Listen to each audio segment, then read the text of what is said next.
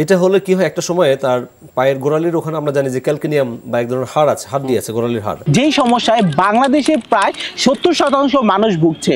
রগগুলোর উপরে দেখা যায় রগের যে গোড়া, যেখান থেকে রগের উৎপত্তিটা হয়, সেখানে আসলে কন্টিনিউয়াস একটা প্রেশার একটা পড়ে ওখানে। এই পায়ের গোড়ালি আমরা মাটিতে ফেলতে পারি না, আস্তে আস্তে ওখান থেকে একটা ইনফ্লামেশন হয়ে গোড়ালি ব্যথাটা শুরু হয়ে থাকে। এছাড়াও যারা একটু মধ্যবয়স্ক বা বয়স্ক হয়েছে তারা এই পায়ের গোড়ালি ব্যথার কারণে সিঁড়ি বাইতে পারে না, সঠিকভাবে দাঁড়িয়ে নামাজ পড়তে পারে না, তাদেরকে চেয়ারে বসে নামাজ পড়তে হয়, আরও অনেক নানাবিধ সমস্যা হয় এই পায়ের গোড়ালি ব্যথার কারণে।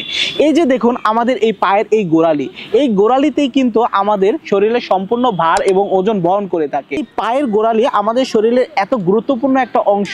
এই পায়ের গোড়ালি ব্যথার জন্য আসলে সঠিক সমাধান কি?